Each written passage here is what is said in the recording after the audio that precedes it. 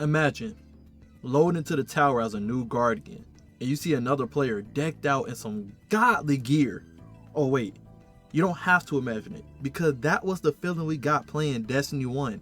Seeing a guardian with Age of Triumph raid armor on and wondering where they got it from. Only the real ones know, veterans Destiny 1. But we not here to harbor on Destiny 1 because I'm gonna be honest, it's overrated and pedestalized too much in the Destiny community. It was good, but it had its faults as well, but I digress. The reason I bring up the armor thing now is because I believe the one magical thing Destiny 1 did and other MMORPGs do that needs to be reintroduced in Destiny 2 is level progression. Level progression is a system where players advance their in-game character or progress through the game content by gaining experience points, XP, and leveling up. This progression often unlocks new abilities, items, and access to new areas or game modes. Usually in MMORPGs, I almost said game at the end when G stand for that. Anyway, there's areas that you can't access until you hit a certain level, or certain gear you can't put on until a certain level, etc., etc. Destiny 1 sort of followed this system when it came to levels. If you were level 3 and stumbled across a cave with level 10 enemies in it, you weren't able to go to that through that cave because damage to enemies became immune. But on that point a little later, I believe Destiny as a game as a whole would benefit from level progression. Right now in the community, a major issue with the game is power creep, confusing entry level to the game for new players, and no kind of merit being a veteran player compared to a new player. A new player can literally play the game for a year and have meta weapons, gear, and builds equal to a player that's been playing the game for years. The only difference between those two players is the amount of resources they have in their inventory. But if we introduce level progression into the game, not only would this fix the issue I brought up, but it will also create a healthier environment in the game for not just casuals but elitists as well. Firstly, it will create a linear structure to the game. Right now, this game has no linear structure. A new player can literally start the game, finish New Light, and then immediately jump to Pale Heart if they wanted to and start that storyline and get Prismatic, making them the strongest in the game already in a week without understanding the story or experiencing the worlds in the game as they were introduced in the game, to progressively see how everything evolved and came to be by Bungie, actually being able to understand the story from beginning to end.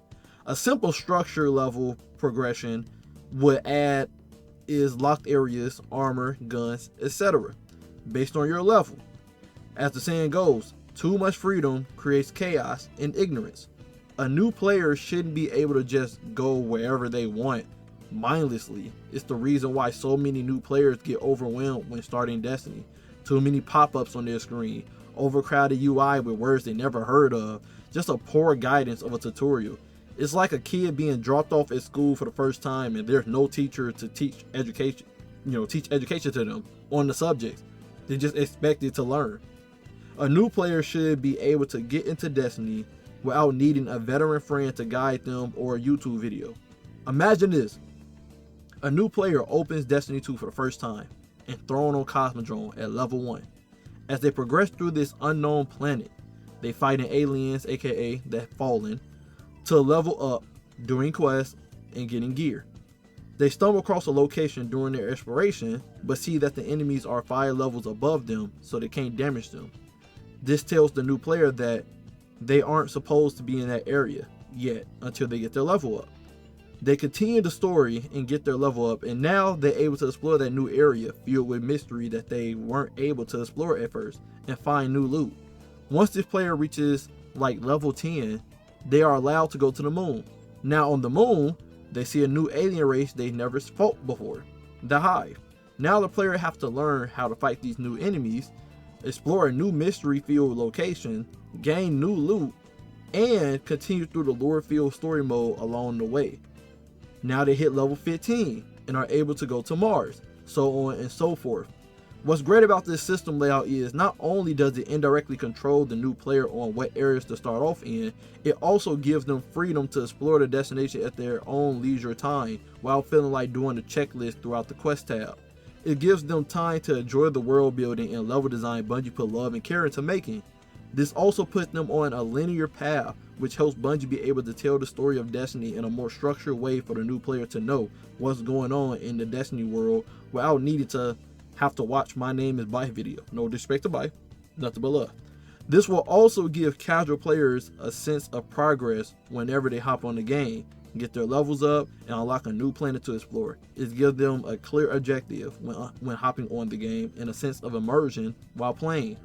Destiny is best when there's mystery to discover, and this system pushes that agenda. It makes the player can't wait for a new destination to explore when they hit a certain level, and can't wait to see the new enemies and new loot there. Now I know this involves Bungie keeping story from each season in the game for this system to work, but hey, that's their job, not mine. Hashtag get rid of content vote. I'm just saying. This structure will also slowly spoon feed the UI and new mechanics to the player based on their level and progression in the game. So by the time they hit max level, they will completely understand the UI and the mechanics in the game. The game will slowly challenge the player based on their level. So as they get higher level and progress in the story, the AI in the game will progress with them. So they have to adapt and get better with the game instead of it being a sudden difficult spike like certain activities in Destiny right now. This would eliminate a lot of the new blueberries, aka players, running around not knowing what they are doing, and create a more healthy LFG environment as well. A lot more players would be raid ready and experience raids more. It's surprising that a lot of players in Destiny still haven't experienced a raid yet because they can't find players to play with, or not good enough at the game yet because they get brain overloaded when the game throws too many mechanics at them. With this system, it can throw puzzles and mechanics at them as they progress in level. So if they hit level 50 and a raid expects you to be level 50 to play it, then the game gauges you based off of your skills and level, and you should be able to figure out and beat this raid based on how the game sees you as. Level progression will also make players feel a sense of investment paying off in the game always. For example, with this system, I would take away Artifice armor in the game as a whole. Most players don't have Artifice armor because you have to do master difficulty dungeons and raids for it, or competitive Crucible. But the stat roll 9 out of 10 is ass. It's better to just focus armor from vendors for high stat rolls instead. With the level progression system, we can have armor act similar to crafted weapons, and while you gain XP fighting enemies and doing quests and stuff, bounties and whatnot, while you gain XP with that armor on and gain levels on that armor, the armor can evolve into Artifice armor, so players can actually utilize the bonus stats from it. I will replace Artifice armor drops from those activities that they are right now in the game, and instead bring back gear that have passive traits on them like they used to have in Destiny 1. Even throw strike exclusive loot back into the game like Destiny 1, so players can chase after rare armor in the game again and give those rare armor passives as well. For example, imagine a Titan killed Darkblade in the Sunless Sail Strike, and he dropped his helmet as a reward, like in Destiny 1. When a Titan equips that helmet, they'll gain a passive skill on that helmet that makes them invisible for 5 seconds whenever they health hit critical. This wouldn't be an exotic, so this would make build crafting and make build crafting more interesting and chase more fun in Destiny, and pour more into the fantasy of us killing bosses and turning them into our own loot. In Destiny 1, raid armor did have passives that even worked outside of the raid, whether it made you do more damage to Vex, or made it that killing enemies of the darkness gave bonus super energy. Even passives where picking up an orb of light or overpower gave you increased precision damage towards taking, or bonus armor when using a specific subclass, whether it was Arc or Void, etc. Even though they can be used in raids, no one uses raid armor anymore in Destiny 2. Even though they can be used in raids, I think, I could be wrong, you got to use armor energy to equip a raid perk on that armor to utilize it. Regardless, no one uses raid armor in Destiny 2, except for cosmetics. And it would be cool to make raid armor useful outside of raids and sought after again. So Bungie, if you're watching this video, since I know you all doing an overhaul on armor next expansion, bring some great passives back on legendary gear again, especially raid armor. It makes no sense that raid armor is considered the in-game loot, but no one uses it because it don't feel like in-game loot. They just use their focused armor they made from vendors that give them their triple 100 stats. It don't have to be just for wearing the full set either. Just add some passive on in-game legendary armor so they actually have meaning to chase after and use, like the guns. Give them some intrinsic perks on them just like the guns in the game so that build crafting can evolve some more. That being said, I know a lot of you will say that will bring power creep, which brings me to my second point. Level progression stops power creep. If you watch my video with Salt's Greppo's take in PvE in this game, he heavily talked about the issue of us being too strong with prismatic and making enemies bullet sponges isn't the solution to the problem, and I agree. With level progression, we can easily make players play around their level threshold. If a level 5 player will be playing against a level 5 and lower enemies in their area with a less smart AI, while a level 100 player would be playing against level 100 enemies with smart AIs in higher ad density environments, where it's difficult because the AI is smart and not because of getting one shot by an enemy or a bullet sponge.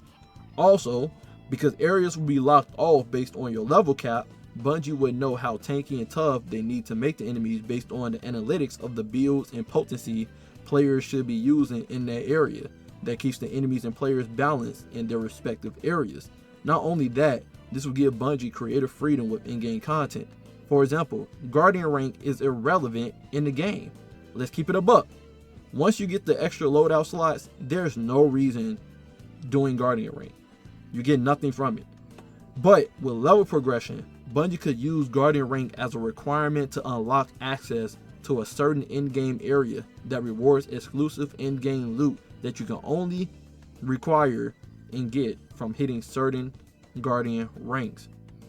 Imagine there's an unexplored planet to explore each episode or destination, but you can only get to it by hitting Guardian rank 11, meaning you gotta jump through some hoops to get there, like solo dungeon and master raid.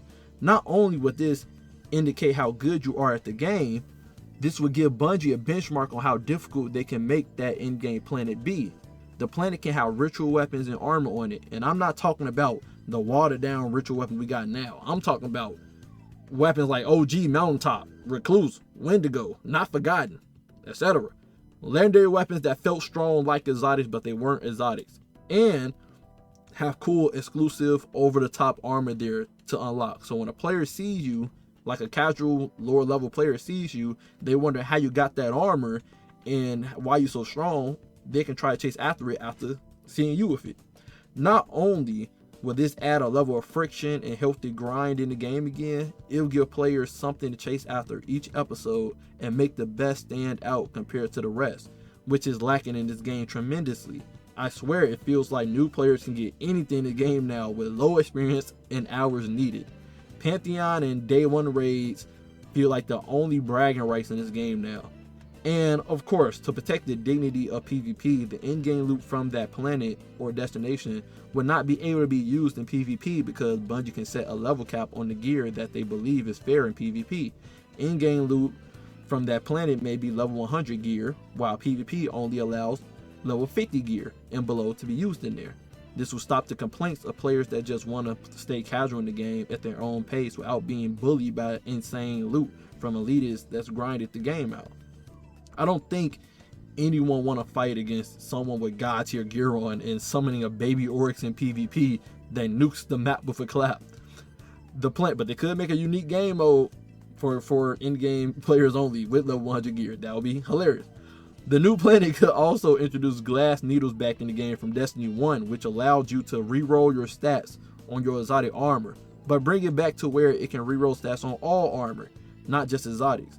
Now, the new in-game destination I'm mentioning could create a new armor rarity above exotic called God rarity. Since we technically a god, we done slayed multiple of them, so I think that's good Valdex say I'm a god myself in the game. Or it could be strong legendary armor there with amazing passives on them that make it feel like you're wearing a full Azada set of armor that players been wishing for since Destiny 1. But Bungie would have to make sure that in-game Destination Test Planet is difficult as playing a solo dungeon on contest mode. Gotta test the players to earn that broken loot. But I digress. Level progression could add a whole different perspective in the game for casuals, elitists, and casuals trying to become elitists. It would add a lot more chase, grind, and mystery into the game compared to what we have now. A lot of MMORPGs already does this and prospers from it.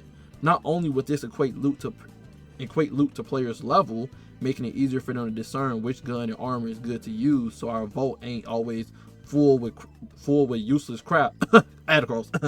I'm kidding. Okay, favorite Destiny consecrated, But this system will also make players feel more invested in the game with their time when being done with the story.